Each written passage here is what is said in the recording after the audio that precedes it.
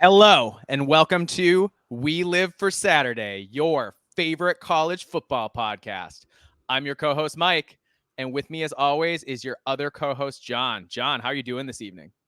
I'm doing really good. I am so glad that I went to the Minnesota State Fair before it, cranked up to 90 degrees. Yeah, that's good timing on your part. Yeah. Really lucked out. Got the fiance. It was her first time there. So, she's slowly becoming, officially becoming a Minnesotan. So it's definitely one of the boxes you got to check is the Minnesota State Fair. So, I gotta ask, what was your fiance? What were the high points for her? She was mostly just impressed with how massive it is and how Sure. popular it is. Like she's been to the state fair in New Jersey, and done things like that before in other places. But she just was like, just keeps going. It just keeps going, Yeah. and there's more food, and there's more, just the variety of things to More do, and stands, more shows, more everything. yeah, I mean, she just couldn't, the magnitude of it all was what was so incredible. So, she had a great time. We ate a lot of good food that was absolutely terrible for us, but that's what you do when you go to the Nice. state fair. Yeah, Um, absolutely. yeah, I think it was the first time I have been in a while, but every time I'd ever been prior to that was just hot as balls. So Yeah. glad it wasn't for once. So yeah. Yeah. Unlike now when it is super hot. That it is. Yeah. How about you, man? How's everything going? Everything's good. I know I said I wasn't gonna do it, but I had decided to take a last time trip to the lake. So I did that. Said my goodbyes for the summer, all that stuff. It was great. It was hot. It was beautiful, but it was windy, Yeah. which was a little disappointing. Well, I You know how know, you love to water ski, so yeah, it's just not fun to water ski if it's windy. It's just not. Yeah. And we got up super early just in, hoping that it would be not windy, but it was even at the crack of dawn, it was windy. Yeah. So such is life. But otherwise I am good. I was soaking up lake time and I was busy doing a couple other things. But John, we had some football. We did. And boy, was it interesting. Yeah. It was so I didn't watch the game really. I watched like the first two drives because I was just curious, and I think, both first Florida State went down, scored, and then scored a 2-point conversion on a swinging gate. So that was a fun way to start the year. And then Georgia Tech went right back and scored. So I was like, oh, this game looks like it's on. And it was on because when I checked back, I didn't actually check back. When I was taking a break later, I looked at Twitter and saw the score, and then it was it was tied, and I was like, oh man.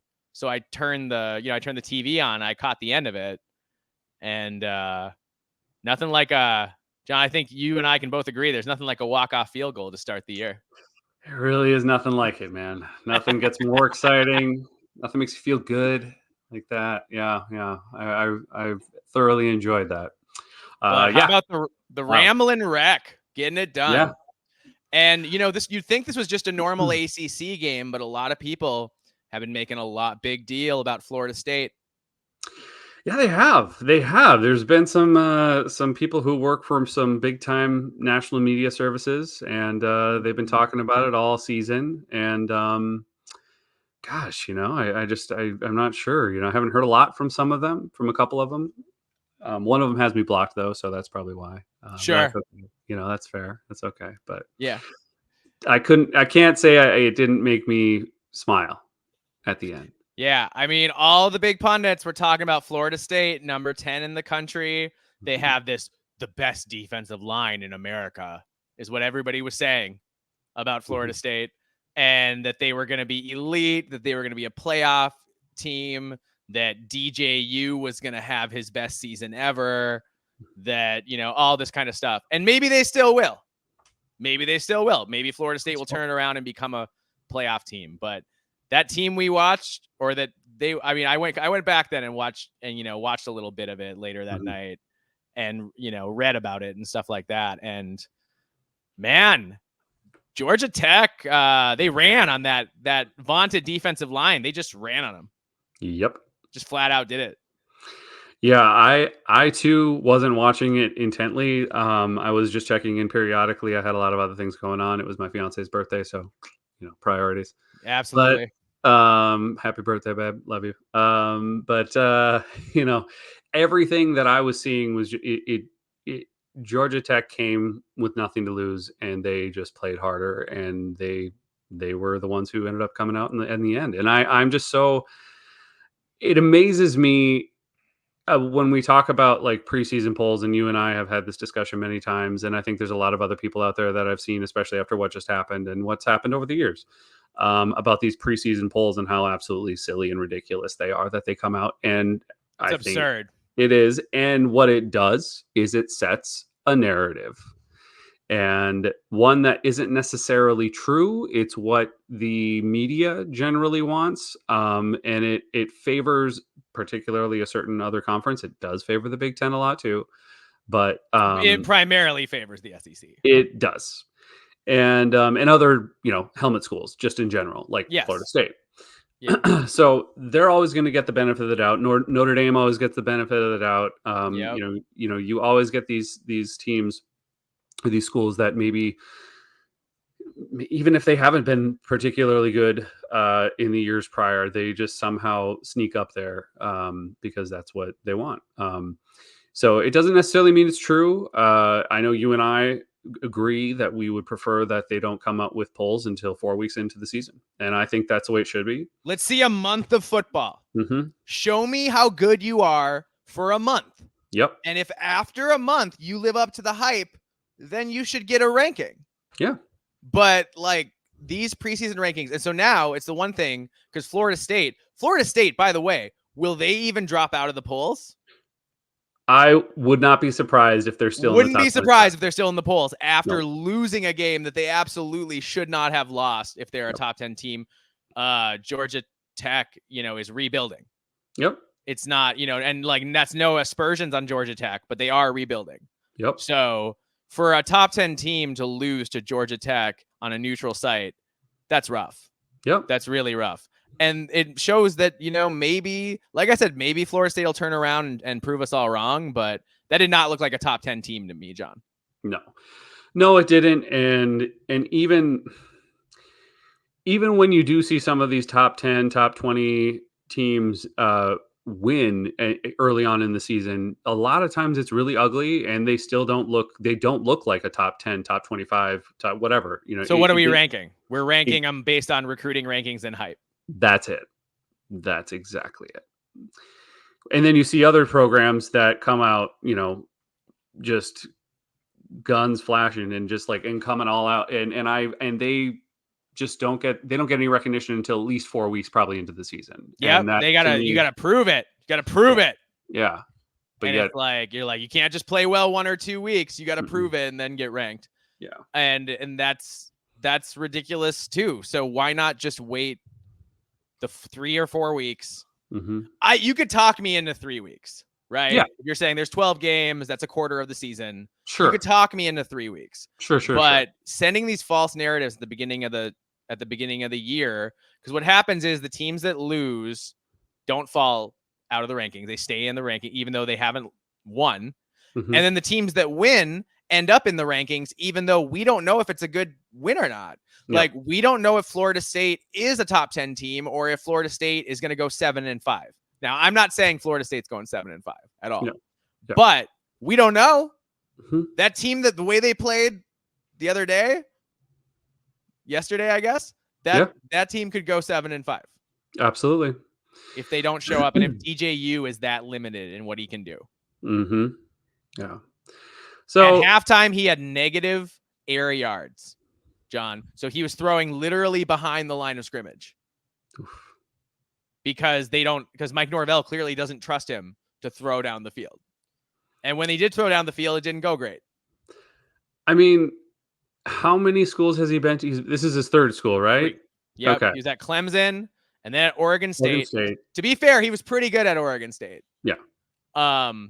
But Jonathan Smith is also, kind of a quarterback whisperer and makes a lot of guys, I think, can make a lot of guys look pretty good. True. Yeah. And now Florida State. Yeah. Mm-hmm.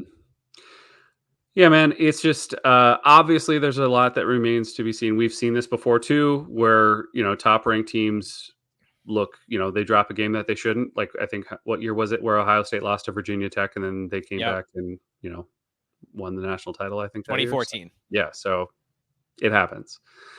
But still, I do think that more often than not, a lot of teams that are in the top 25 don't necessarily belong there, and in particular, ones No. that are setting a narrative in favor of a certain conference. But we've Yeah. talked that to death. And I mean, and I know, the same thing could be said for what the SMU game in Nevada. That was also something that I wasn't expecting, and I don't think anybody People else have did. been pumping up SMU the whole offseason. Oh, Mhm. they're going to be so good. They're going to adjust right away. It's flawless. They've got all this money, blah, blah, blah, blah, blah. Mhm. And SMU, it turns out, when you go up a level in football to a tougher conference, line of scrimmage play matters. Mhm. And Nevada pushed SMU around for 3/4 of that game. Pushed Yeah. them around. Yeah. So that's it's so SMU is another. I mean, there's a certain podcaster whom we like here. I won't even call him out by name, but he had SMU going 10-2 and knocking on the door of the playoff. And I was on Twitter to him and I was just like, hey man, you gotta pump the brakes there. Like, I Yeah. tried to warn you. This team is not ready on the line of scrimmage. And he Mhm. said what happened out there is patently absurd. Mm. And I was like, yeah, but that's the thing, line of scrimmage play. So we've been harping on that too, because there are teams adjusting to new conferences, including the Pac teams adjusting to the Big Ten. Yep. And it's just a level up in line of scrimmage play. So we don't need to belabor that. I know we've talked about that before, Yep. Yep. Yep. but it's worth noting the way SMU struggled there against a Nevada team that has a over under win total of 2.5. Yeah. So, I mean, thankfully, it created a wonderful Saturday for exciting games to watch. Everyone had a good time. We're still talking about it. A lot of people are talking about it. So, a lot of Yeah. great content. And a lot of Um, pundits were proven wrong about Florida State. which is And actually the and I best love part. that. Oh, it's the Yeah. best part by far. It's so good. It's so good That's to see certain podcasters and TV pundits just mhm. flabbergasted because the team that they thought was cruising to an ACC title just lost their opening game to the Ramblin' Wreck from Georgia Tech. And it's especially fun when you see like grown men, just have full on meltdowns and temper tantrums on Twitter. Mm-hmm. Um, Yeah, I saw one certain. You know what? I'm just gonna call him out. Danny Cannell was complaining about a call at the end of the game that he said could have cost them the game, and I was mhm. like, a call after the way you played? You're gonna Yeah. complain about a call? Come Mhm. on, man. Get Yeah. serious here. What are we talking about? Yeah. Well, and That game shouldn't have been close if Florida State is anything like what you say Florida State is. yeah. So I don't want to hear you complain about a call at the end that could have gone your way. And it also, even if that call went their way and got them the ball back, we really think DJU's cruising down the field to tie or win the game? Because I Yeah. don't have any faith that would have happened. There's No, no, nothing. no, There's no. nothing that happened during that game that made you think DJU had a clutch fourth quarter game-winning drive in him. Mhm. Come on. Yeah. I'm with you, man. I'm totally with you. But this is the world we still live in. Mm-hmm. I don't know if it will ever change. It's, in fact, it might just get worse, obviously, with the TV networks being what they are, and they're driving they're driving the bus. And so they're calling the shots on who gets ranked where. Um, so, and unfortunately, ESPN has far too much pull in all of this, but they have for a long time, so they've entrenched themselves there, and until something drastic happens and changes, that's just the way it's going to be. So, Yeah, yeah. ESPN. I wasn't watching them all weekend, but I saw that Pat McAfee got very drunk on the air. So good for him, I I didn't see guess. that, but I heard about it. Yeah, that's I pretty looked at wild. the YouTube video and he was inebriated Wow. live on the air. So I'm glad that ESPN fired all those competent people Mm. so that Pat McAfee could have all of their money. Yep. Great work. Smart. Great work, ESPN. Yep. Keep Yeah. on top of things. It's just embarrassing, man. It really is over there. I Rough. can't even watch game day, dude. Like I know some people are No, really excited and saying, "Oh, it's so much better with Nick Saban on there." I'm like, "No, it's not. It's just not. It can't be. Game day is never going to be good again. It just won't be." I mean, I Um, watch Big Noon Saturday at this point more often than not. Dude, I watch Big Ten Tailgate more than I watch Yeah. College Game Day at this point. Big Ten Like, tailgate's pretty good, actually. They go pretty in depth on the Big Ten games. yeah, I think it's solid, but yeah, and for me, it's Big Noon and Big Ten Tailgate. Like, that's what I Yeah. watch, and otherwise, I Yeah. don't I don't know the last time I've put on College Game Day unless I was waiting for a game to come on. Like, that's Right. it. So, Yeah.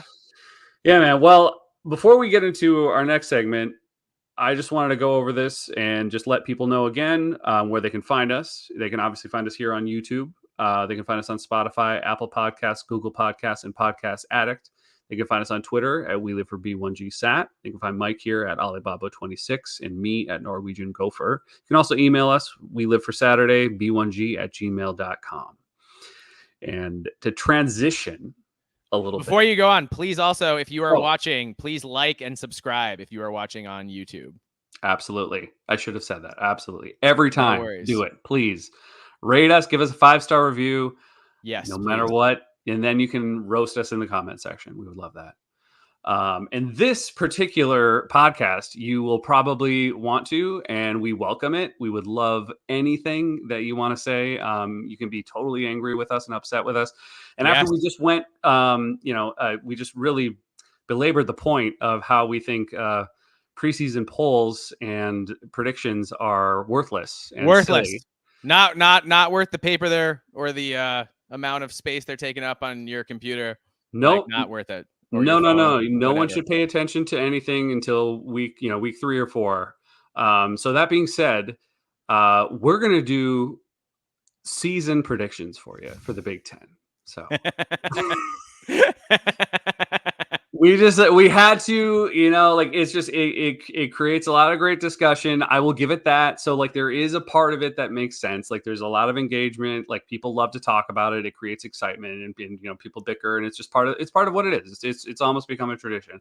I think it's still ridiculous, and I honestly it would take our most maybe some of our opinions for with a grain of salt. But like I do think that I like to think that Mike and I have done enough research where we have a pretty decent handle on things. Now, obviously, as we know, things change in a big way throughout every season. Injuries, upset things just happen. These are college kids playing football, so it things happen. But we put together our season predictions, and we're going to run through them each team. We're not going to go really too crazy in depth on everything, but we're just going to have a discussion and kind of let you guys know where we think everybody lands. Yep, absolutely. Should we start at 18, I assume, and go to 1 that way? Let's do it. All right. So at 18, and this was where you and I had a disagreement a little bit. We've got the UCLA Bruins. Mm-hmm. So it's either going to be UCLA or Purdue. Spoiler alert for number 17.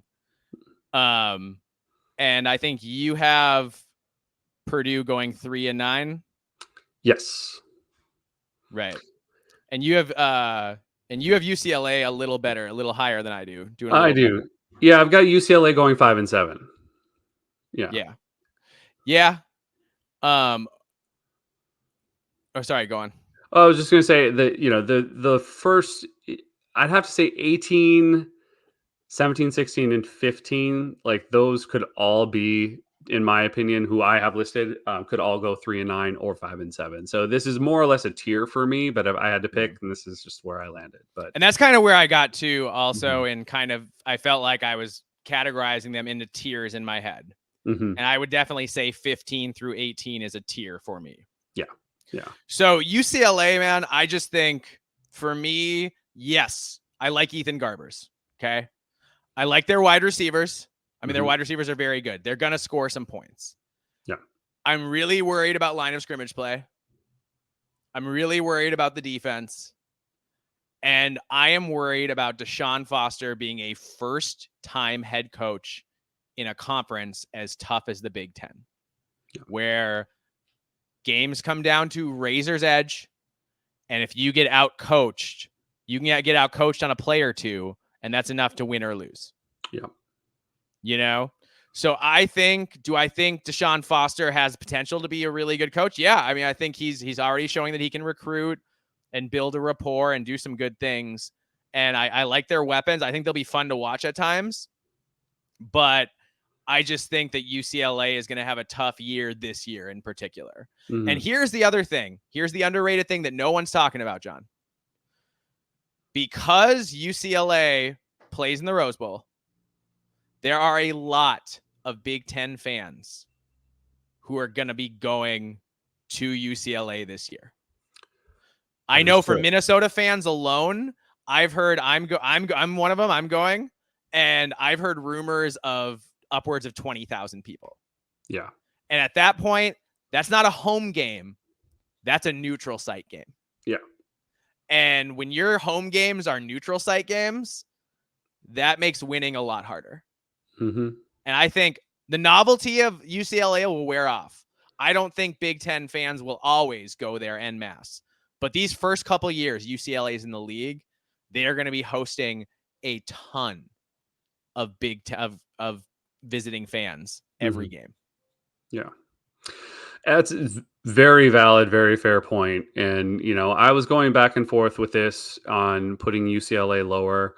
Um, and like I said, I could also see them going 3-9. That would not surprise me at all. Yeah. The reason I put them a little higher is I do have faith in the talent that they have at the skill position. I do think that they're going to be able to score some points. Yep. You know, and the reason I had Purdue lower is I'm just I'm not entirely sure, besides Max Clare, who Hudson Card is going to throw to, and I'm still not sold until I see it that their offensive line is going to be able to block for Hudson Card. Yeah. And we saw how hard that was last season. And if it's that same kind of disaster, I'm expecting them to be a little better, but how much? And I still have to see who else that Hudson Card can throw to. Where with UCLA, like you mentioned, there seems to be some ability to be able to move the ball and score some points. And so I just had to bump up UCLA a little bit more.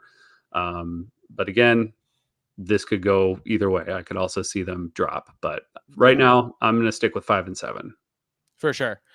And the thing with Purdue is I just think that the offensive line is a little better, and that's going to help. And I trust Ryan Walters somewhat to put together a defense that is competent at least. So, but I mean, we're splitting hairs. We're talking about between 17 and 18 here. Yeah, exactly. Yeah. So, but I agree. Other than Max Clare, that's the biggest thing for Purdue with me is somebody besides Max Clare has to emerge as a consistent target to take the pressure off so that Hudson Card can get the ball out and get the ball out quick and know that he's got guys who can win in space. Yep. Yeah. And other than Devin Mockabee, as far as the running game goes too. So it's just, Purdue I feel like I have a lot more question marks where UCLA, I can see paths to victory a little bit easier, I guess, right now. Yeah, that's fair. Yeah. All right. So we had UCLA Bruins at 18, the Purdue Boilermakers at 17, and at 16, the Michigan State Spartans.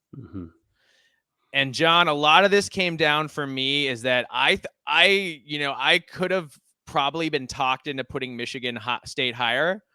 But when Sparty's best two defensive players, who are both defensive tackles, walked out that door, and a lot of other guys walked out the door with them in the portal, and Jonathan Smith struggled really in some ways to field a full. I'm not going to say he didn't struggle to field a full roster. He's got a roster of guys, but he struggled to find any kind of cohesion coming from the old regime into the new one. I mean, this is a full out rebuild. Yep. He's starting from scratch. He's got a relatively inexperienced quarterback. And I just think line of scrimmage play. And also, I'm not sure, I think Carter's a good back. Like, he can do some things. Yep. I'm also unsure of whom the Michigan State weapons are. Who's going to step up at wide receiver? Yeah. And if I felt better, I think Foster will do some things. And then if I felt better about everybody else, then, maybe. And so, Sparty's interesting and maybe they'll take us by surprise. And Jonathan Smith's a great coach, but it just seems like I'm not going to say it's in as bad a shape as Oregon State was when he went in, but it's also in the full rebuild territory. And the good news is Jonathan Smith has proven he can do full rebuilds. Yeah.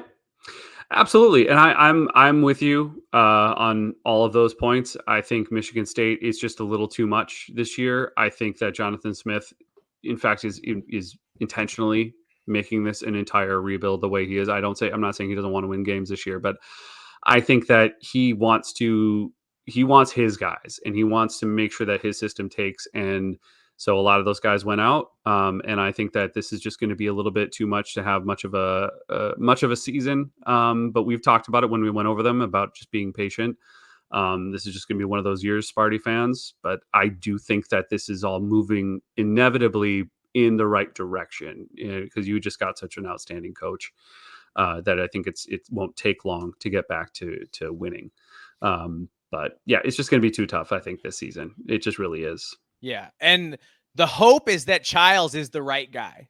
Yeah, because if Childs is the right guy, you can build around him, and he mm-hmm. can be your guy for the next 3 years. Yes, You know, and so if he is the guy, then Jonathan Smith can probably be in a pretty good spot. Either next year or in 2 years. yeah. But I think Sparty's going to take their lumps this year.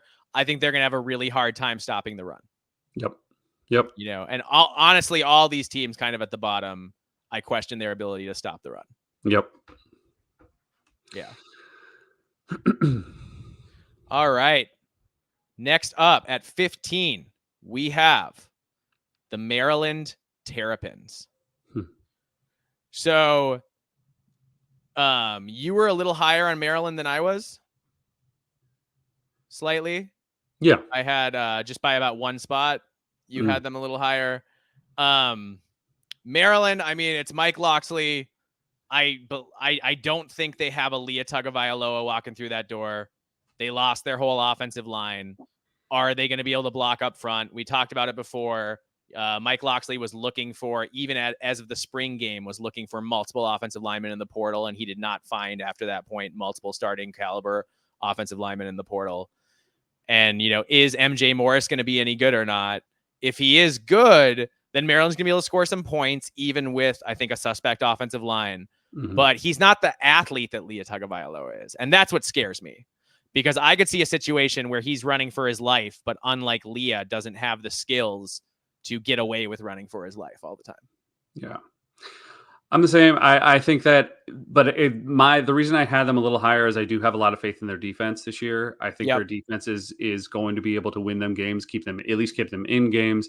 Mm-hmm. And they have enough talent at the skill position, particularly wide receiver, that I think they're going to be able to get open and be able to, create some cause some damage down the field. It's just going to, but you're right. Like it's going to be whether or not this offensive line is going to be able to gel at all or be any good at all. Because it's going to be a big transition year without Talia. And anyone out there, Maryland fan who doesn't think so, you're fooling yourself, man. You're really, because Talia It'd be one thing if you had an experienced offensive line and you could keep your quarterback upright and like really give him a chance to settle into the new system, run the ball really well, do that kind of stuff, take some pressure off the quarterback. Yeah. But which they have Roman Hemby, which is great. But Roman Hemby's good, but you lost your whole offensive line. Yes. Yeah. It's all gone. Yeah. And so these new guys, I think it's going to probably take a while to gel. Well, and the problem was too, is last year their offensive line wasn't that good anyways. So I don't have a lot of faith in their. I mean, they haven't been very good up front in the Loxley era on the offensive line. Yes. They've gotten better on the defensive line. Yeah. But they have not been very good on the offensive line. And that's been an Achilles heel for them as a program. I have them bowling, but just barely. I think it's going to be a struggle to get to 6 wins. Yeah. That's fair. All right. Moving on. At 14, we've got the Northwestern Wildcats. And John, it's so funny because if you look at Northwestern, I like some of their pieces on defense. I think they could be okay up there, there. But honestly, the offense looks terrible to me. Mm-hmm. Mike Wright is a career 56% passer, which is not great in the Big Ten.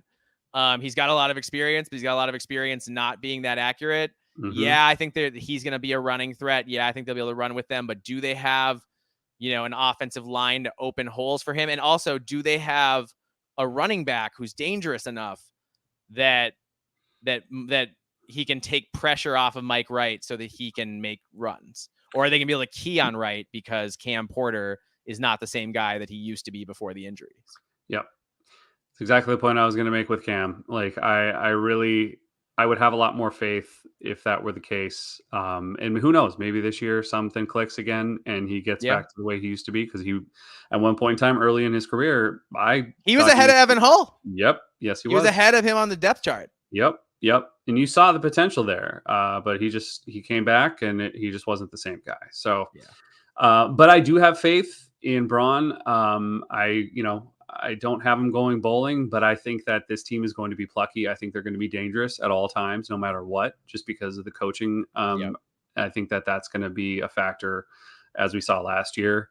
And also, like, I wouldn't be surprised if I'm totally wrong and all of a sudden they pull out 7 wins, because that's what happens at Northwestern. And Braun is apparently a really great coach. I mean, dude, this is mostly a coaching vibes pick for me. Yeah. Because, like, honestly, do I think Northwestern's roster is better than Maryland's or Michigan State's? No. I don't.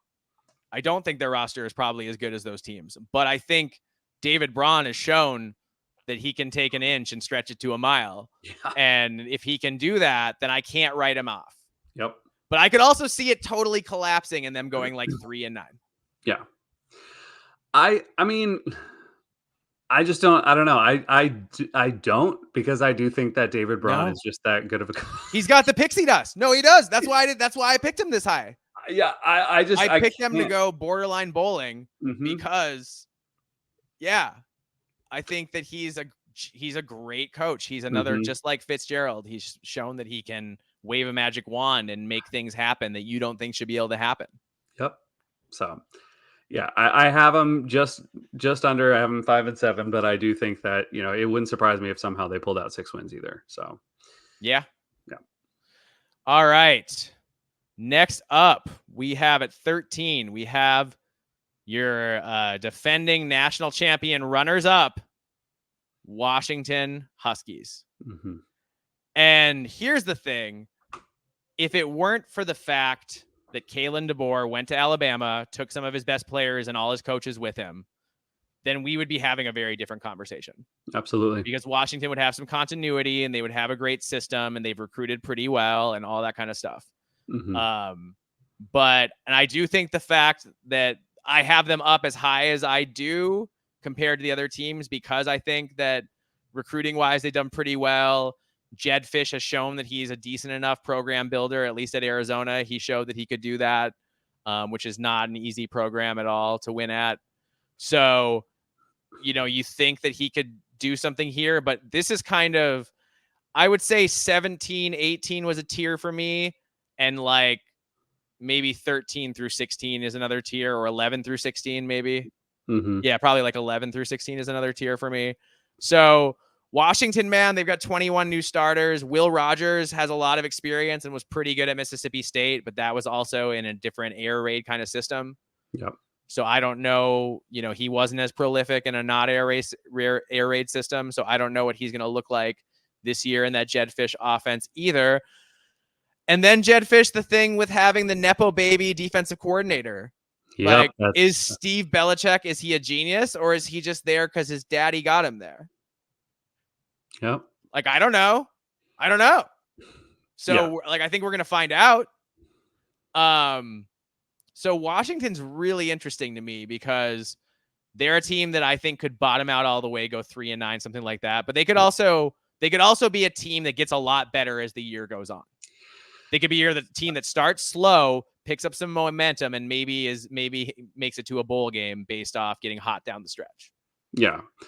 I mean, I don't think they're going to get to a bowl game this year. I can see what you're saying. I do think that they will get better as the season goes on. Yeah. But I think it's going to be too little too late by the time they start clicking.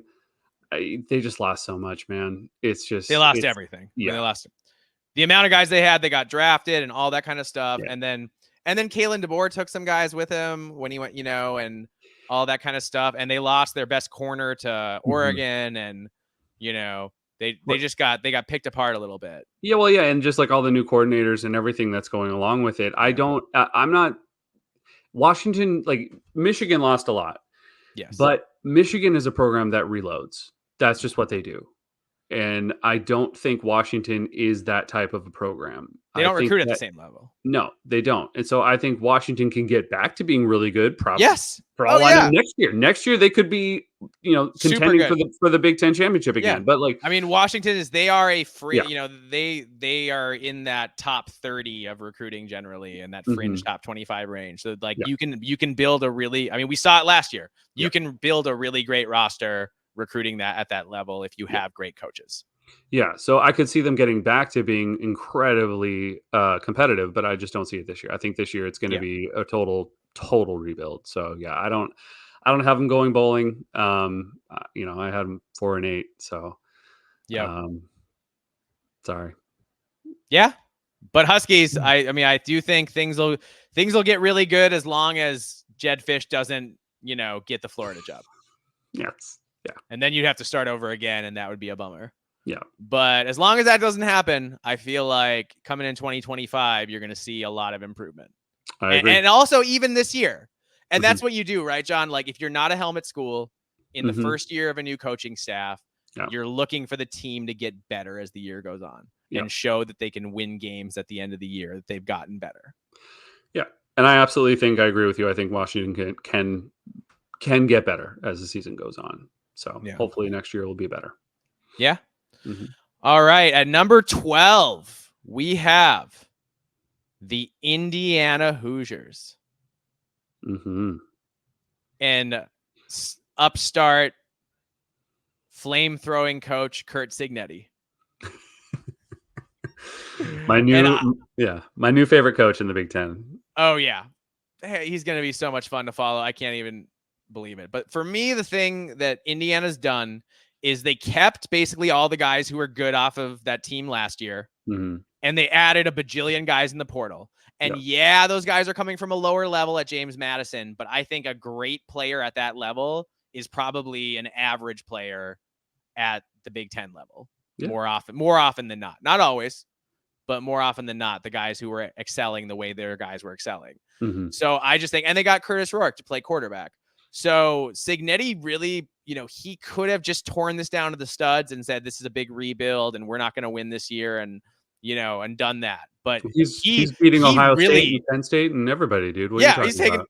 taking down everybody. Absolutely. Curt Cignetti's coming for you.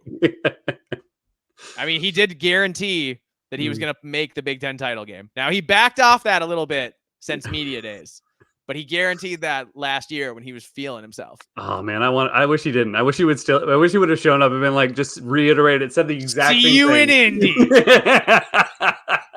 I know, right? That would have been amazing.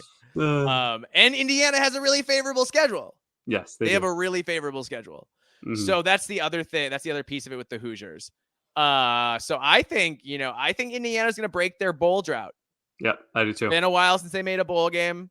I think they're going to break the drought. I think they're going to make a bowl game. I think Curt Cignetti's team is going to be a tough out. Yeah. I think they're going to give people some trouble. I think they're going to score points. They have really good skill players, especially at wide receiver.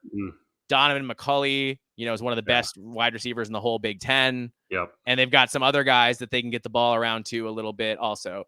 The worry with Indiana is the defensive line especially, but also the offensive line. Yeah. And they did already have a season-ending injury on the offensive line, which is a big bummer.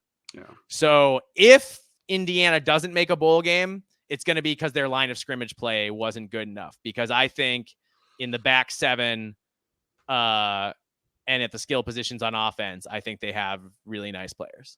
Yeah, totally agree. I have them going to a bowl game, and I think, and I don't want to say easily, but I do think that without a doubt they will win at least 6 games this season. Yeah, I'll be surprised if they don't, because I do think that Cignetti wanted to win now to send a message on the recruiting trail. Yep. And it's working, man. I mean, they are Indiana. If you follow the recruiting, they are right in the thick of it for a 5-star quarterback. And that would be, I mean, they haven't gotten to recruit like that probably since the Antoine Randall L days. Yeah. Wow. So it's been a while since they had somebody like that who could, who had that kind of ceiling. So I'm not saying Cignetti's going to close there, but he might. Mm-hmm. He's got to, he's and if he does, I mean, Indiana's coming. They're coming. Absolutely. I don't know if it's going to be this year or not. I'm betting it's going to be a bowl game this year at least. Yep. But one way or another, this program I think is on the come up. Absolutely. All right. At number 11, we have the Illinois Illini. John, what are your thoughts on the Illini? Well, I have Illinois. I think I have them a little higher than you do. You do. And I can't doubt Brett Bielema. And the fact is I just have a lot of trauma surrounding that. So 10 wins now against Minnesota. Don't even breathe that bad future. Don't even breathe it. Don't put it out there. Don't encourage it to happen again. Don't do it. So I have to give him credit. I understand the argument some people might have in calling me crazy, but like I've seen what this man can do. And I think there's some good pieces there. I think that he's going to finally be able to run the ball the way he wants to again. I think with Caden Fagan, he's just going to be able to he has a true power running back. That is what he loves to do. And that's how he likes to run his offense. And I think Altmaier is mobile enough. He's got some of the,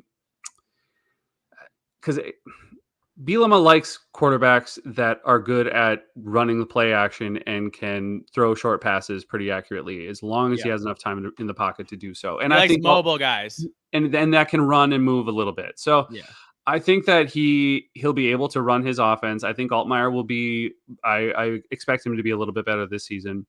And I do think the offensive line looked a lot better. So that's also what Bielema does. So I think he's going to develop there, and their offense will be more effective. Now, are they going to, be scoring points left and right? No, but I think they're going to be solid, and that offensive line is going to be able to push enough people around, and they're going to beat you into submission, which is exactly what Bielema loves to do. And I also think their defense is going to be a little bit better, more competent, at least. So I just can't put Bielema down for more than 1 year. I think he's going to win 7 games this season. I don't think that's crazy. I think that they're going to be very competitive and they're going to be very dangerous. And so watch out, man. Bielema, he's quieter now these days than he used to be. But when he gets there, he lets you know like that. Yeah. And that's with that smug smile on his face. Here's the thing. I had Illinois a lot lower, and then I thought about two things. One, Brett Bielema is a great coach. He finds ways to win games, even when he probably shouldn't. Yep. Two, Bielema himself says that this is his deepest, most talented offensive line since he got to Illinois. Mm-hmm. And if Bielema thinks he's got the horses up front, then I think he's got the horses up front. Yep. And if he can run his offense and grind clock and control the ball and play keep away and shorten the game, he can win games. Yep. He absolutely can. So I worry that Luke Altmaier can't stretch the field at all. Mm-hmm. I don't think he can. And I'm not sure even if he could, who he's throwing to down the field. So that's my concern with Illinois. But like, I do think, and their defense, I don't know what to think about their defense, honestly, John. I don't know. I think it could be really improved. I think it could still be pretty bad. I don't know. But I know they're going to run the ball. And I know that the offensive line is an offensive line that Brett Bielema is excited about. And if they can run the ball at the level that Bielema thinks, wants to run the ball, then they're going to win some games. Yeah. I mean, like I said, I fully admit my choice in picking them to win 7 games is because of all the trauma that he's induced into my life. That's fair. For a decade plus. So that's fair. Yeah, I think I've got him closer to 6. Yeah, but it wouldn't shock me at all if they go out there and go 7-5, and then win a bowl game just because. Yep. All right. Ooh, sorry. One more point on Illinois. Oh yeah. Go ahead. I also think that Bielema his seat might be getting a little warm, and so I think he's really going to be coaching a little bit harder this season. Not that he wasn't before. but this could have some implications on his job if he doesn't win at least 6 games this season, I think. So yeah, it's true. I mean, it's if he I don't think he gets fired if he goes 5-7, but I no. think next year becomes a must-win year if that happens and he's on in a really uncomfortable hot seat. Yeah. So he wants to get that out of the way, have a decent year this year, get the fan base back behind him, so that he can feel better about where the program's at. So, yeah, I think Bielema's desperate for it also, and I do think we're going to see a guy coaching to win games. Exactly. All right.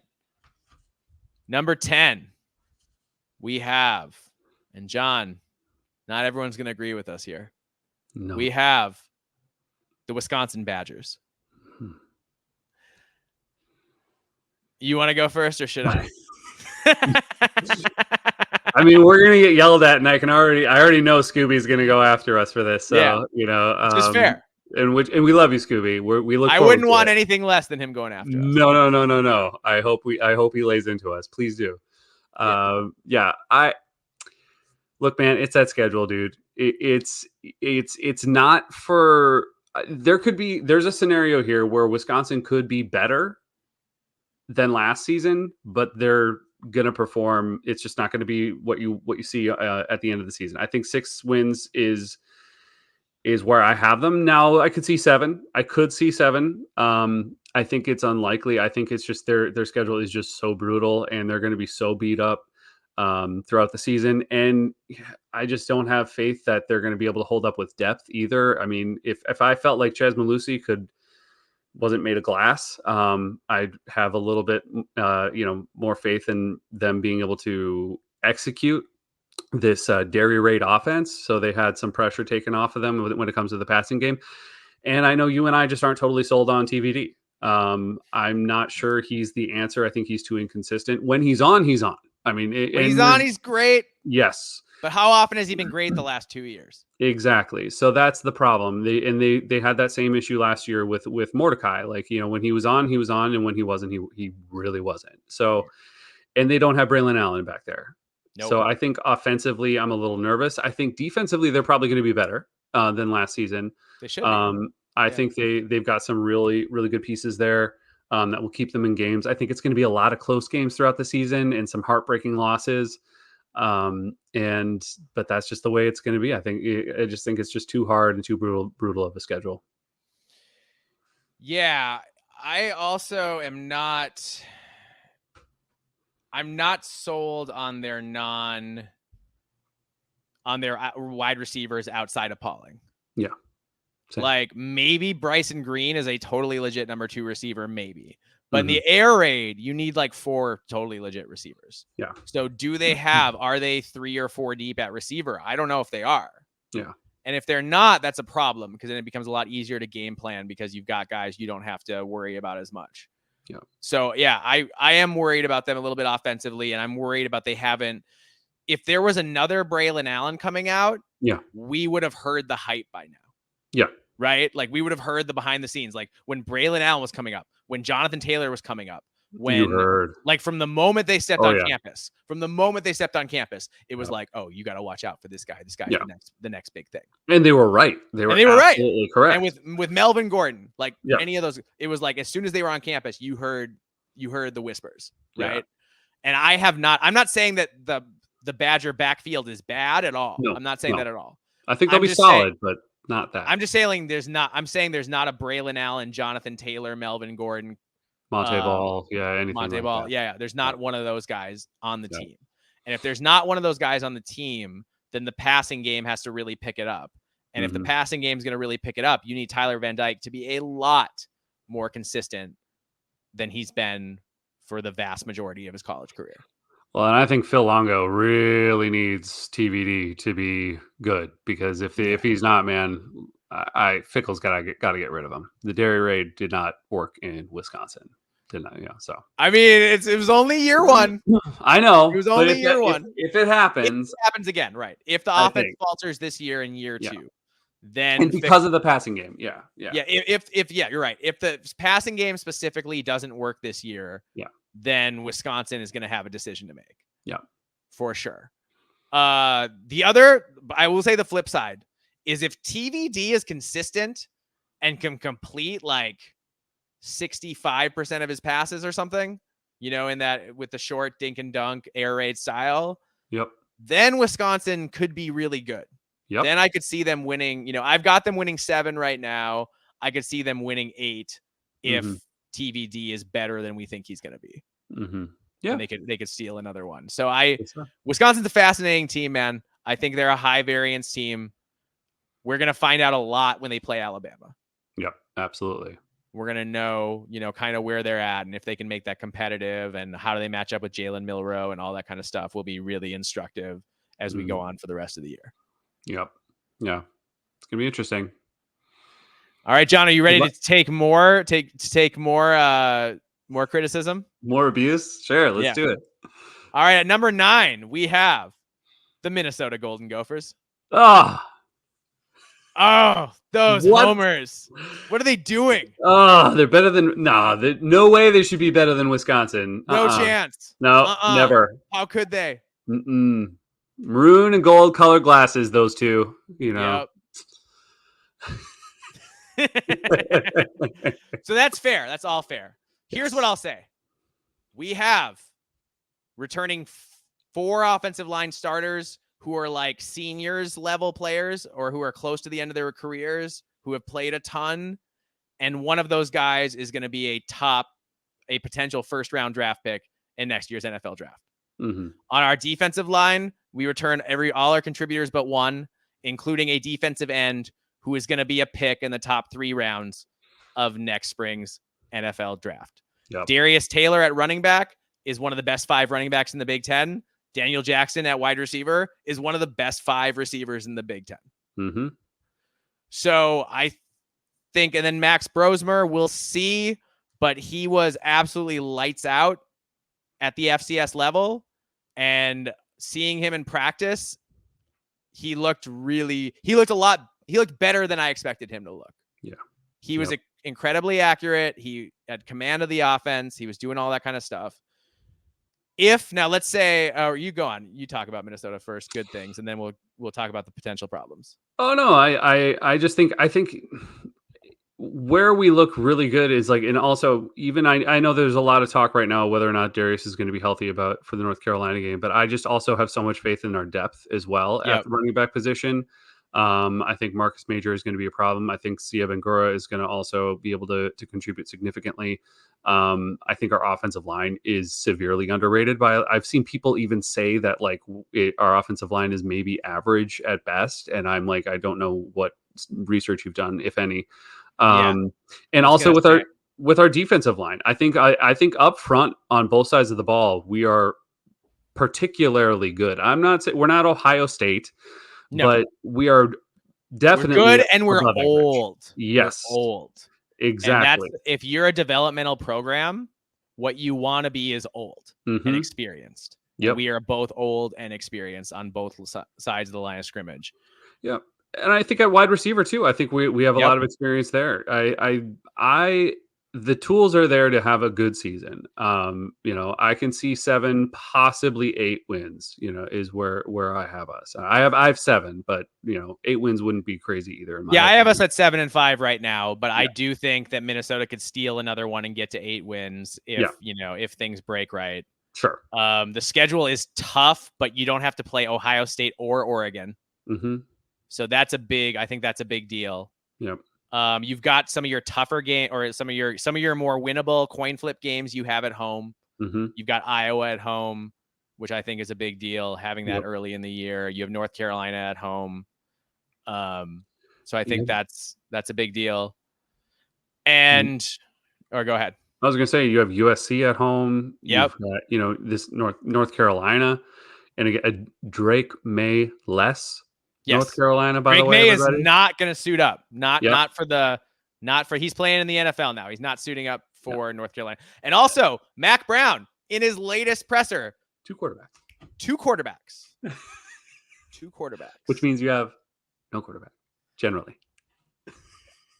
Sometimes that does mean you don't have any. Sometimes it means that you have guys with different skill sets and you don't know which one is good, and maybe one of them is going to be better than the other, but you're going to play 2 quarterbacks. And also John, do you know how many combined offensive or how many combined starts North Carolina's offensive line has?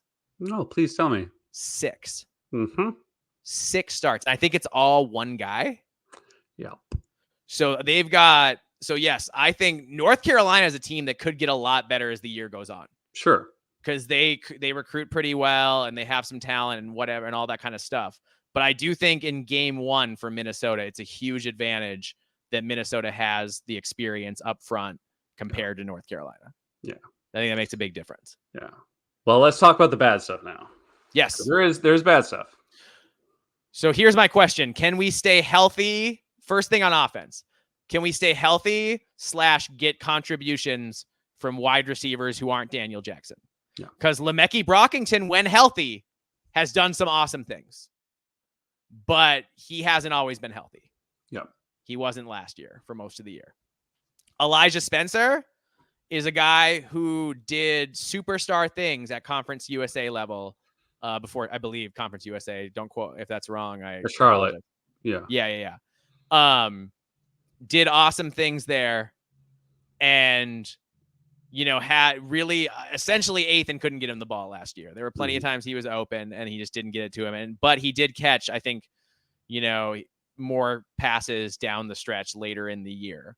Mm-hmm. So is he a guy who can contribute consistently? In practice, he's really sparked. He's really a guy who's made plays and who people are talking about. And if he can, as long as he can catch the ball and not drop it, which he's had some drops in practice, as long as he can catch the ball, he's a guy who seems like he can make plays. And then you've got Christian Driver, the transfer from Penn State. And his dad's Donald Driver, the famous NFL Pro Bowl wide receiver of yore. So he's a guy who really flashed in practice, John, when I was there as well. Mm-hmm. So I guess, having seen the Gophers, I think they're going to get production out of those, second and third wide receiver. Minnesota runs the 3 wide receiver offense more often than not. I think out of the second and third wide receiver spots, you're going to see more production this year than you've seen the last few years. Yeah. The other thing that makes me nervous is just depth on the defensive side of the ball. Like I am a little nervous, kind of everywhere, anybody goes down, I think it starts to get a little sketchy. So yeah. Agree. And I'm worried. And if there's a place to be worried about the Gophers, it's like I said, the other place is it's wide receivers that aren't Daniel Jackson. That's one place to be worried. The other place to be worried is safety. Yeah. You have several guys still fighting to play. They've been in the program, but you have varying levels of experience there, and you don't know who's going to step forward and make it, get it done or not. So I think I like the clay Minnesota has at safety. The question is, are those guys up to speed this year? Those guys who took their lumps last year, are they up to speed this year? And that's what we're going to find out. Yep. If they are, Minnesota could surprise a lot of teams. Yep. If they aren't, it could be harder. Yep. It could be a lot harder. And you could see Minnesota. If Minnesota falls short, if Minnesota falls short and goes 5-7 or something, it's going to be, I think, because they fell short at safety and wide receiver outside of Daniel Jackson. And also, like you said, with injuries, with depth at key positions. Yep. Because, depth on defense, depth at certain spots is not great. Yep. And honestly, that's the new college football. In the portal era, unless you're Ohio State and you've got a giant war chest, you probably aren't very deep. Or Georgia. Yep. You know what I mean? You're probably not that deep anymore. Teams just aren't. Yep. It's hard. Yep. All right. John, I think we're going to take some criticism for that one. I think so. Probably. Yeah. All right. At number 8, we have the Nebraska Cornhuskers. What? Nebraska above Minnesota? I did put them up there. I will say, so here's when you put them up there, Nebraska's got a really favorable schedule this year. What are we doing, Mike? Don't you know we have a narrative to stick to here? Everyone knows that we hate them. Well, that's what we're told. We're told that we hate Nebraska. I know. I'm kidding. Yeah, that's exactly what we're told all the time. But yes, here we go. Which I think we've been pretty positive about Nebraska on the pod. I think we've been more than fair. Yeah. So that surprises me a little bit, but we'll find out Whatever. what people say after this. Yep. Anyway, Nebraska at 8, which I think, considering they haven't been to a bowl since the Obama administration, is a pretty generous ranking. Very generous. Yes. But I do think there's reasons for it too. They Mm-hmm. have a fantastic defense, Yes, they especially do. stopping the run. And this is the Big Ten. Yep. And if you can straight up stop the run, and they have a game wrecker at defensive tackle in Nash Hutmacher, I mean, that guy he's the best. I'm not saying he's not Ndamukong Suh. He's not. But I think he's the best defensive tackle they've had since Ndamukong Suh. Yeah, I agree with that. And he makes it really hard to run the ball inside at all. You know, you're just having a hard time with that. And then Nebraska, I think on offense is where I have my question marks, because I think I feel good about defense. I feel pretty good about and special teams also. I'm a little worried about special teams, and I'm a little worried about offense. Dylan Raiola, he's a true frosh. Is he ready? Is he ready to play in the Big Ten? That's a lot to ask of a true frosh. Now, the reports are he looks really good, and he looked really good in the spring game, but the spring game is different than taking live bullets. It just is. So is he ready to go right away? And then what does that Nebraska running game look like? I think they have some guys who could be good, but we haven't seen them be good consistently yet. Yeah. Well, in the offensive line as well. You know, none of this looked good last year, so I'm not entirely sure what they're building on. So that's it does give me pause. Do I think that their offense has the potential this year to actually look a lot better as the season goes on? Yes, I do. Last season, no. I mean, it got worse actually. And but they have I a star at tight end. Yep. Yes, they do. Yep. And that's a big deal for a true frosh quarterback, for an inexperienced quarterback to have that safety blanket of a tight end, can get open. That's a big deal. And I do think that's a big part of why I think Nebraska is going to be able to convert sometimes in, key third down situations, because they have that tight end play. Yeah, no, I agree. And I think their running back room is okay. I don't think it's amazing, but I think it should be serviceable to help out there. But I'm still not entirely sure who they're gonna be able to stretch the field with. I do think Fedoni is amazing. Yes, absolutely, he is. He's great. So thankfully they have that, but I think they'll be able to win some games. And I think that it's still going to be a lot of close games, though. I'm not seeing a lot of blowouts on this schedule. Again, I'm sorry, Nebraska fans, that I didn't, give you 10 wins just for whatever reason, because I just felt, that's, what you wish that I would do. But I see a solid 7 wins for me. Yeah. 8 would not be insane at all. But I do think 7. I think, and at worst, to be honest, with this schedule, 6. Like, I'm not saying it couldn't get worse, of course, like barring, injuries or whatnot. But I think that at worst for me is 6 wins, but I have a solid 7 win with that schedule. It sets them up really well. That defense is going to be lights out. I think it's just going to take a little time for that offense to gel into anything. And it's going to be some high highs and low lows with a true frosh quarterback. It's just the way it goes. I mean, John, it is possible that Nebraska is favored in their first, let's see, 1, 2, 3, 4, 5, potentially 5 for sure, and potentially let's see. But I think it's potentially 6 games. Potentially 6, yeah. Everything before Ohio State. Yeah. That they could be favored in all of those games before that. Could be. The Rutgers is the one I'm not sure, because I don't know where Rutgers is going to be at that point. Yeah. And we won't know if things worked out for Rutgers at quarterback or not. Like, that's going to be something we find out also. I feel like Nebraska and Rutgers are in a very similar boat. Yes. In a lot of ways. Yeah.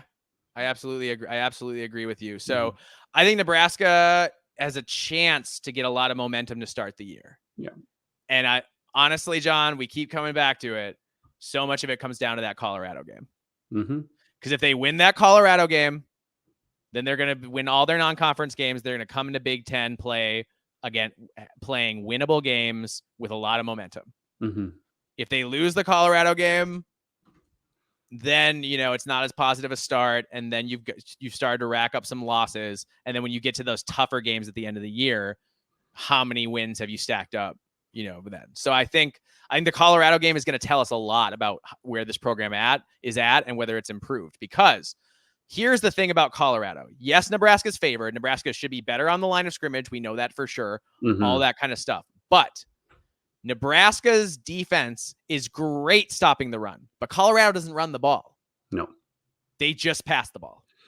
So is that something Nebraska has gotten better at? Because they got run through by that Colorado offense last year. Yep. Run through. So they're going to have to show that they've improved there. They've improved in the secondary for me to think that they're going to take the next step and win 7-8 games. Yeah. Which I think they're totally capable, which I have them on, I do think they're going to win 7 or 8 games.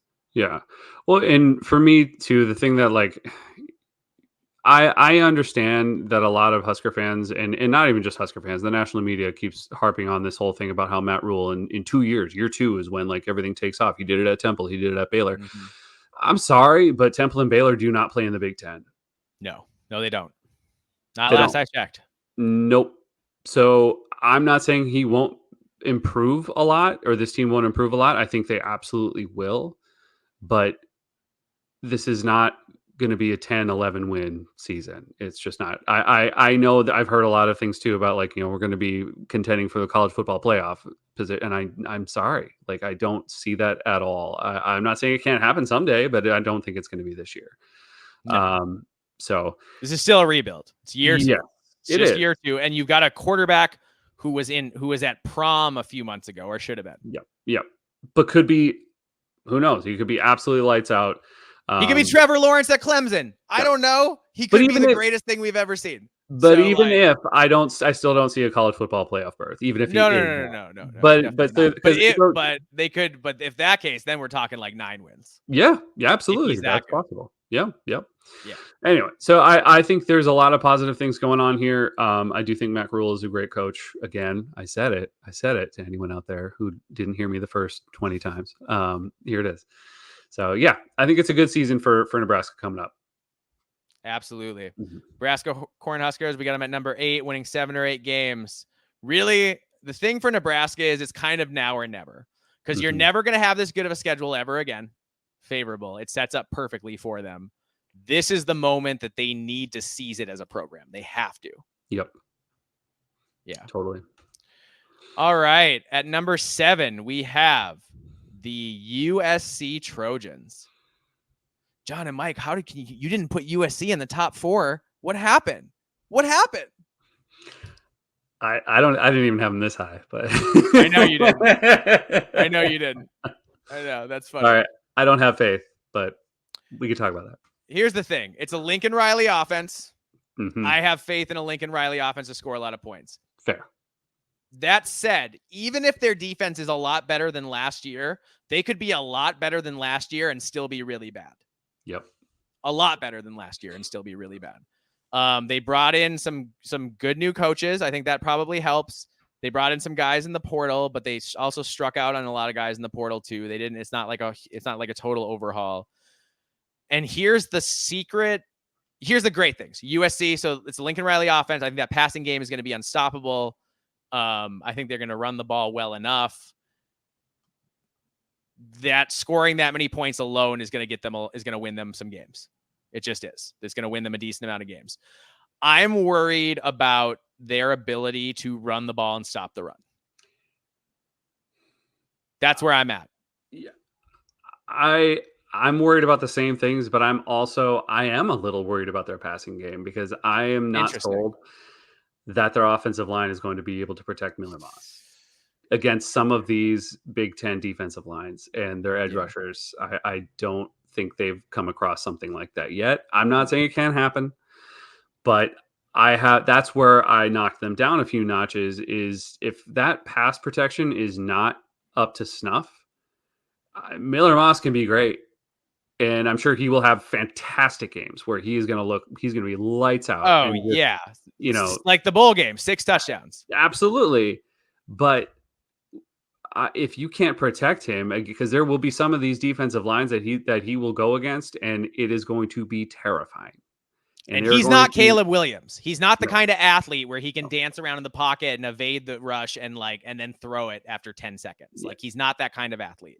So And he so needs decent blocking so he can get the ball out on time. yeah, well, I so there's that, and USC is used to seeing quarterbacks being able to stretch the field and go for Yep. deep balls, and I think they're going to have to change their style of play around these Big Ten defenses, and it's going to be a lot more dink and dunk than what they're used to, which is also going to mess with them and take them out of rhythm. And that's what Big Ten defenses do. They Yep. take you out of your rhythm. They make you play their game, and the way that and they drag you in the mud. And I don't think USC is prepared for that at this time. Yeah, the Big Ten defenses aren't going to give up a bunch of 40, 50, 60-yard touchdown passes. What they're going to do is they're going to give you your passing underneath and Hmm. make you do it consistently down the field. And then when you get inside the 25-yard line and the field shrinks, Hmm. that's when they're going to try to stop you. Yeah. That's when they're going to get you. Yeah. And that is a different, you're right, psychologically and just in practice, it's a different task to be able to overcome those defenses. And also, man, you got to have a running game to open up the passing game. And That's the other thing. Is Woody Marks good enough? I don't know, man. He wasn't that good at Mississippi State. Mhm. Is he good enough? Or do they have anybody on the roster at running back who strikes fear, who can get the tough yards between the tackles? Yeah. I don't know. And if the offensive line isn't blocking very well, that makes that harder too. Yeah. I think USC is going to be able to score points. I think there's going to be times where they're going to look amazing on offense, but it could be. I just think they're going to have more trouble, and I'm not entirely sold that they're going to win more than 7 games. I'm just not Yeah, sure. I'm with you. Yeah, I think the Big Ten is going to be. There's definitely going to be some teams out there that they're not expecting. By the way, teams that they probably think they're going to totally dominate. And Yeah. I'm not saying they won't beat some of those teams, but it's going to be tougher one. It's going to be a lot hard fought than they're expecting to run across here. Yeah, they're going to get in more street fights. It's not going to Yeah. be as much pretty be able to run away from teams with your skill. And that's not going to just happen in the Big Ten all the time. Yep. Right on. All right. Moving on. Number 6, we have at number 6, the Rutgers Scarlet Knights. Yeah. Let's go. All right. I mean, bottom line, John, again, they have a really favorable schedule. Yes, they do. They have a fantastic defense. Mm-hmm. Kyle Monangai is one of the 3 or 4 best running backs in the Big Ten. Mm-hmm. No question. Mm-hmm. So Rutgers has a lot of things going for him. What do you are? I know they hold a special place in your heart. So what are your thoughts on the Scarlet Knights? Yeah, I think they got a lot going for them. I mean, that schedule is really the main thing. Let's just be real. It's huge. It's huge to have that schedule. Massive. I think Greg Schiano is a fantastic coach. Like who else is willing? Not only can bring Rutgers back into this, like the people considering them in this way, but who's willing to put in that time, and they're recruiting like crazy now. Like they're doing so well on the recruiting better trail. than they ever used to. Yeah. Oh my gosh. So like, I think there's so much going on here. I think defensively they're going to be great. Offensively, I think they're great. But there's two. The problem with Rutgers is there are 2 massive question marks. And first, it was just on the offense with Ethan Kaliak-Madison. We'll get to that. We'll cover that. Yep. But unfortunately, I had to knock them down a win because they lost Mohamed Toure.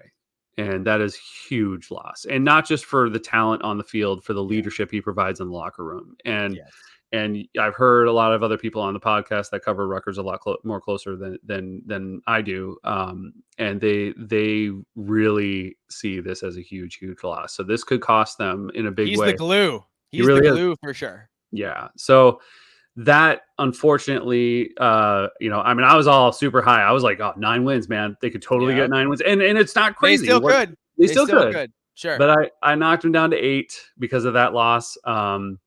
Now to talk about Ethan, that's the big question mark. We've seen him do it. We've seen that there is talent there. But can Kirk Shiraka keep him out of his head? Can he keep Ethan from getting in his own way? Let's just put it that way. Yeah. Because that's if you can't, it's going to be a long season. I think the good news is one thing they noticed. I heard someone statistically saying that there were fewer interceptions than usual, or it felt like it on Saturday. Okay. And that the fact that the offensive coordinator can talk to the quarterback longer maybe is telling them not what to do, but what not to do. Like, don't make this mistake. Don't fall for this. Don't, they're trying to bait you to do this. Don't do that. And so if Shianu can do that for Ethan, then that's going to help them a lot. My problem with Ethan is that I don't think his mechanics are good. And I think you see that with him airmailing balls all over the place. True. When he gets behind it and whatever, he can sling it and he can sling it downfield, but he has no touch. So on short passes, it's rough, and he's not that accurate. Yeah. So if Rutgers is going to do what they want to do this year, Ethan has to prove that he's more accurate than he's been. Yeah. I think that offensive line in that running game is going to be just plowing people over with that schedule anyways. I think it's going to be very favorable. And so I think getting to 7, 8, 9 wins isn't unreasonable. Even if Ethan's just mediocre, I think they can still get there. Yeah, no, I agree. Just because that defense is phenomenal and they're going to be able to run the ball and the schedule is favorable. And, they have some of their coin flip games they have at home, which I think is important to have some of those games at home. You've got Wisconsin at home. You've got Minnesota at home. You've got Illinois at home. Those are games that, if you're as good as you think you are, you should have a shot to win. Yep. Agreed. Yeah. All right. Moving on to the top 5. At number 5, we have the Iowa Hawkeyes. Yeah. Iowa. What can we say? This defense should be as great as last year's defense was. This year's defense, I'm going to say not quite as good because Cooper DeJean is special, but almost as good. But Sebastian Castro is also special. Yeah, absolutely. So absolutely agree. Yeah. Absolutely agree. So Iowa is going to have, one of the top 3 defenses in the Big Ten, up there with, I think, Ohio State and Penn State, right there, and Michigan, up there in that tier. I think their defense is going to be that great. Yep. So that is going to keep. And then Iowa has a really favorable schedule. And we hate to come back to the schedule thing, but it just matters now. Yep. It just matters now, and it matters more than it ever has. Yep. And they avoid a lot of the tougher teams in the Big Ten. They just do. They have to play Ohio State, but they don't play Michigan. They don't play Penn State, and they don't play Oregon. Yeah.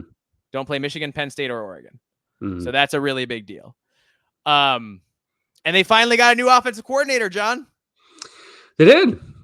And they do this thing called motion now, like pre-snap motion. It's wild. It's wild. It's all the rage with the kids, I hear. I've heard. Yeah. I wonder how long Kirk is going to let it go. Like, do you think he's going to is this he's just going to dip his toe? And then if it gets a little too scary, he'll just back off. I don't know about that. It makes me a little uncomfortable. So I'm not sure. Yeah.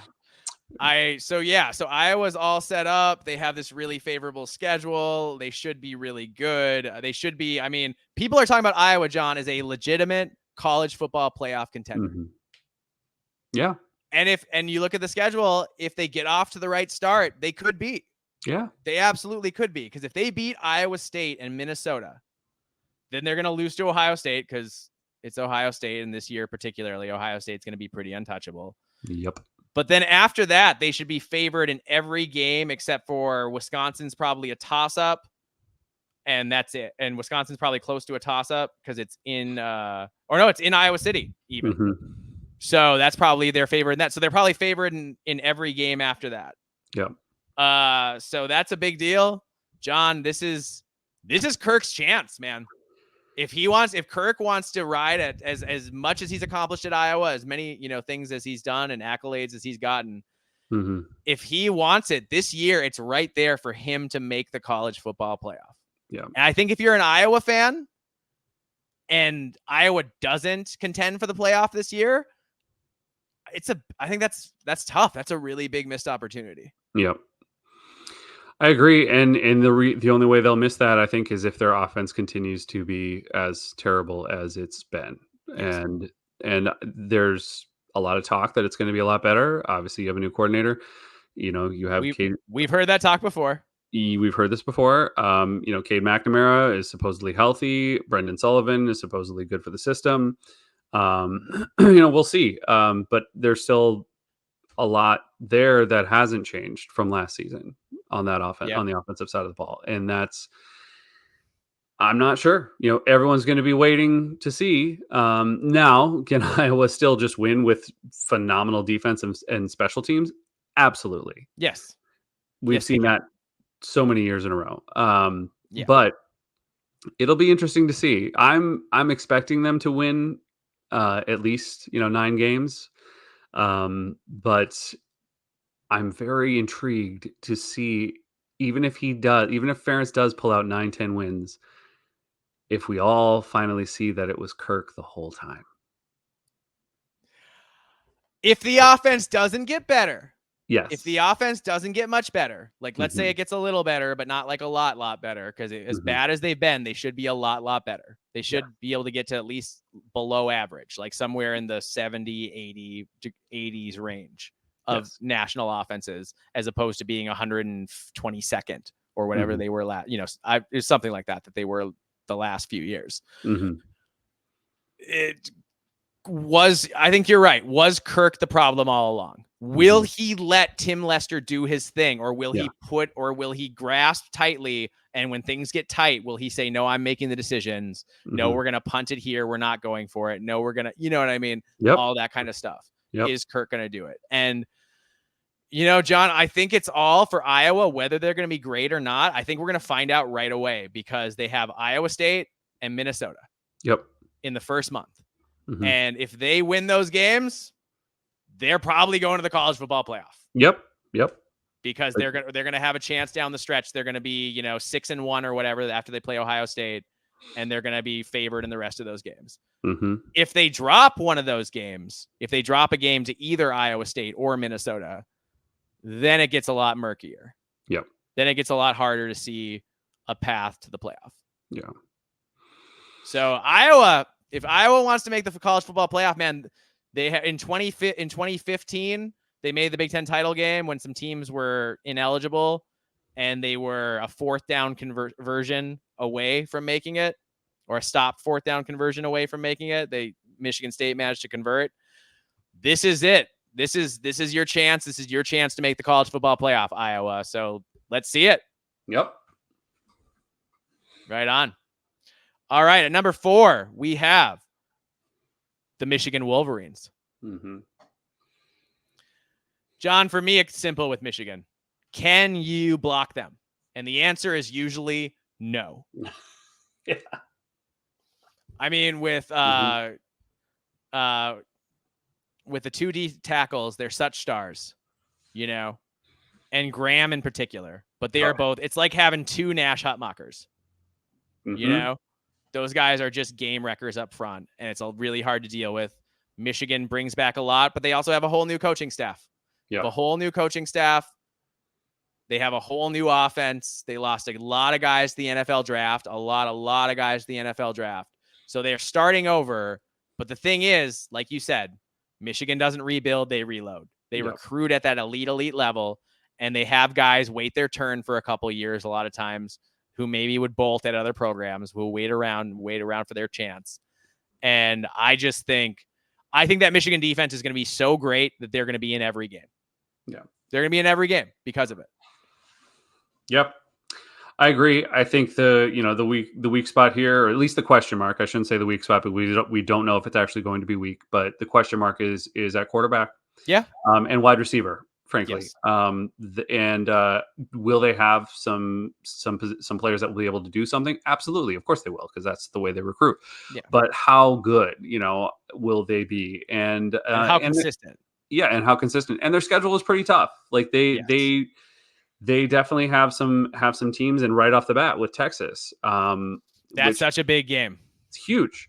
And frankly, I don't have Michigan winning that game. No, I don't either. So, but thankfully, it's going to be a good test. You'll know where they stand. I do think they're going to be really, really good, but I'm not seeing them being able to produce what they did last season. I think there's just too much turnover. I think it's going to be a little bit of a grow. There's going to be some growing pains to go through this season. But at the same time, I have them at 9-3. But at the same time, if they won 11 games, would I be totally surprised? No, wouldn't be crazy. No. And they don't play Penn State. Yep. Yeah, Michigan, their defense is just so phenomenal, and they are so talented. My issue with them is Sharon Moore, and that's the only reason I don't have them higher. Because I just think I would have them above Penn State if it weren't for the fact that Sharon Moore is in his first year coaching in the Big Ten, his first year as a full-time head coach. Yep. And I think at some point this year, Michigan is going to lose a game or two because Sharon Moore is not as experienced and doesn't know exactly how to navigate. Yep. I think that could happen. Mm-hmm. So, and also I need to see that Sharon Moore can do it without Jim Harbaugh there. Yep. So that's why I have Michigan at number 4. But again, like you said, if Michigan made the Big Ten title game, wouldn't surprise me at all. Yep. All right. At number 3, we have the Penn State Nittany Lions. This is the year for Penn State, John. Yeah, it is. They don't have to play Michigan. That's a big deal. Yep. It's a really big deal that they don't have to play Michigan. And I believe they don't have to play. Let me look. I don't think they have to play Oregon either. I don't think so. I think they play USC, right? Yeah. Yes, they do play them for sure. But that's a big deal, missing those teams. Mm-hmm. Not having to play Penn State. Yep. Not having to play Penn State. Not having to play Oregon. That's a really, really big deal. Yes, and they go West Va, Bowling Green, Kent, Illinois, UCLA, until USC. They won't even really be tested. And then the schedule gets a lot harder, but it's still very manageable. Mm-hmm. James Franklin has struggled in big games, John. There's not a secret. No. He has struggled, and not just against the helmet schools. He's struggled in big games against some of the upper middle tier schools in the Big Ten as well. Yeah. We saw what Illinois did to them a few years ago with the Illinois, Minnesota, Wisconsin. Well, I don't know if Wisconsin's ever beaten them, but they've been close. Mm-hmm. Iowa, they've had issues with Iowa. Iowa had some issues with Iowa. Yep. Yeah. So James Franklin has to prove that he can break through. And I think the reason why there's optimism he's actually going to break through is because that defense is going to be as great as always, but also Andy Kotelnicki. I think if he just stays out of his way. Yeah. If James Franklin could just take his hands off, it's kind of like Kirk Ferentz, man. Yeah. James Franklin and Kirk Ferentz, they need to step away on offense and let their offensive coordinators do their jobs. Yep. And if they both do that, then I think they're going to have very good seasons. But I don't know. Kirk Ferentz, I don't think can do it. I don't think he can. I think he's too stubborn. Yeah, I agree. And James Franklin, I don't know. But I think James Franklin better know this is the year, because if Penn State doesn't get it done this year, if they go 9-3 or something and miss the college football playoff, then it's going to start to get warmer on that seat in Happy Valley. Oh, yeah. Yeah. Big time.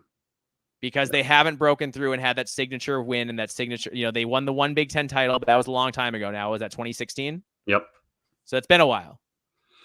That fan base is really hungry for it. They've recruited at a high level. They've done it at NIL at a high level, so Penn State, this is, I think, for Penn State and Iowa, man, for a few teams, Penn State, Iowa, Rutgers, Nebraska, this is your year. Yep. Like, you got to seize it right now. Yep. Because your schedule is probably not going to be nearly as favorable next year. Nope. Yeah, I have high hopes for Penn State. I think it's very possible. But like you said, I think the wild card here is James Franklin. And like you said, and just like why I said with Kirk Ferentz, can they just step away? Can they give their offensive coordinators the space they need to be able to do what they do and let the team play? Yeah. We'll see. All right. At number 2, we have the Oregon Ducks. I mean, John, what can we say? These top 2 teams, we'll start with Oregon. They've gone all in. They've recruited at a high level. They've gone all in on the transfer portal at a high level. They have, Oregon's got an experienced transfer quarterback in Dylan Gabriel, who has been electric everywhere he's been. They have a great defense. They have unlimited talent they have unlimited depth, it seems like. Yeah. So even if they end up with some injuries, I don't think it's going to matter that much. And, Phil Knight wants that national title. And I think this year, and you saw the ESPN guys picked Oregon, most of them picked Oregon to win the Big Ten and make the national title. Well, for me, I actually had Oregon at number 1, but I don't have them winning the Big Ten. So we have them tied then. If you had Oregon at 1. Yes, oh, that's my bad. I thought you said Ohio State at 1. I initially did, I think, but I've been talking about that for a while with you, and I have had Ohio State there, but I switched it to Oregon finishing the season 11-1 and Ohio State 11-1. But I think during the season, Oregon beats Ohio State. But then in the Big Ten championship game, Ohio State takes it. And so you still have Oregon second if you have technically, yes, Ohio State winning the Big Ten, but you're saying that they split the series. Yes. Okay. Yeah. That's what I have. So yeah. And I'm with you. I think Oregon is just, in both these teams, man. I mean, it's not even fair. No, it really, these are professional football teams. Yeah, it really is. So it's amazing. I think watching these two teams this season is going to be really exciting. There's really not much I can say on the negative side of it for either of them. No. There's just so many weapons across the field that I think they're so deep. They're so dangerous. You would think there'd be more to say about Ohio State and Oregon, and there's, we could go in depth about each and every player in each and every position, but it's just okay, great, excellent, great, excellent, great, excellent. Okay, that one's not as great, but still great. That's it. So I don't know what else to really say about Ohio State and Oregon other than that it's going to be amazing. I do have them going to the Big Ten championship.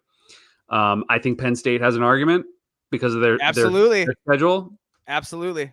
But I do think in the end it's going to be Oregon and Ohio State, and they're too dominant. So yeah, that's what I got going on here, man. I think they're amazing. I'm with you. Ohio State, it's funny. I have Ohio State winning. But I also think that they have the bigger question marks at quarterback. Is Will Howard, we know he's good. Is he great? And on the offensive line, are they great enough to be good enough against the great teams? They're good, they're very good, but is there some sort of offensive line deficiency that we will see against, an Oregon, against a Michigan, against a Georgia? Where they won't be able to do it where they won't be able to block quite as well as they do against everybody else. Mm-hmm. So that's really my only question. But here's the thing. Ohio State had so many guys who were going to go pro, who they got to come back this year for another year. So they crushed the transfer portal. Yes, they have unlimited depth, but they also brought back, kind of like Michigan did last year. Yep. Ohio State this year brought back all those guys who were going to be NFL draft picks, but decided based on NIL money and maybe trying to improve their draft stock, that they'll take one more year in college. Well, and I think having that depth around them, that depth of talent around them and experience is going to be the difference between Ohio State and Oregon. I agree. And the other thing that Ohio State has for me, first off, you don't have to be an elite quarterback to succeed at Ohio State with the wide receiver talent that's around you. No. You just have to get the ball to them and they'll do the rest. I mean, they have the best wide receivers in the country, period. Hands down. Period. Yeah. And that's the other thing with Ohio State. And then and now they also have the best running backs in the country. Yep.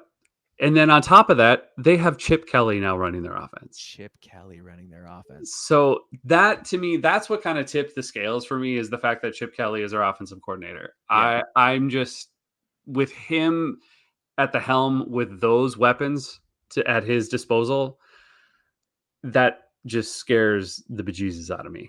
Yeah. No, I'm totally with you. And I think, man, a Ryan Day passing game with a Chip Kelly running game. We've been saying it since the spring, but wild. That's wild. That's going to be explosive.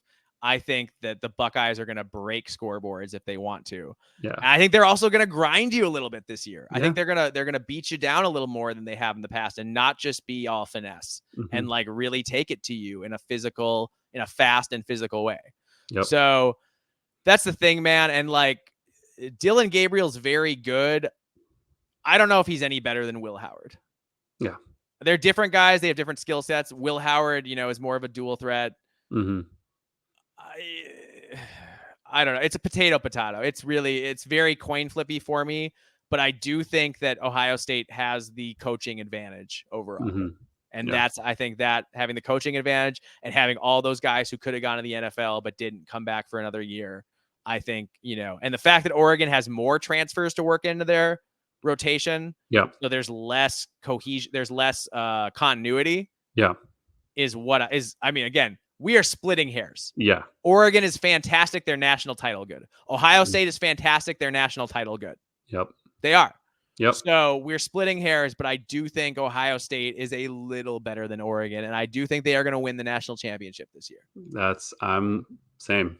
That's where I'm at. John, remember when this was going to be a short podcast? Yeah. We're like, we're going to 45 minutes. Just wrap it up tight. Yeah. It'll be easy. Short. Nope. We ended up going. We went up longer than we usually do. That's what we did. We've been averaging about an hour and a half. We're in minute 136 or 96 here. Yep. So, yeah. Well, hey man, it's exciting. This is what the people want, Yes. This is it. So now you can go ahead. Content. Yep. And you can go ahead and you can rip us apart and tell us in all the ways we are wrong, as long as you leave us a 5-star review. And like our video, like us on Spotify. And please subscribe to the YouTube channel. Yes, please subscribe to the YouTube channel, retweet us, whatever you got to do, please. And then you're more than welcome to just absolutely destroy us in the comments. We are happy to have that. So, and if you're on Twitter, look for us. We're about to be in a podcast tournament of podcasts where you vote against them. So if you're on Twitter and you want to hit us up, we're going to be retweeting it. Please vote for us to win. We'd love to win. We like winning things. That's right. All right. Well, once again, like I said already before, but I'm going to go through the whole rigmarole again. If you want to find us on YouTube, Spotify, Apple Podcasts, Google Podcasts, and Podcast Addict. You can find us on Twitter at We Live for B1GSat. You can find Mike at Alibaba26. You can find me at Norwegian Gopher. You can also email us, We Live for Saturday, b1g@gmail.com. Awesome. All right. Well, thanks so much for watching or listening. And we will be back tomorrow with our week 1 preview. So get excited for that. We'll be right back with that. And so we'll see you all tomorrow.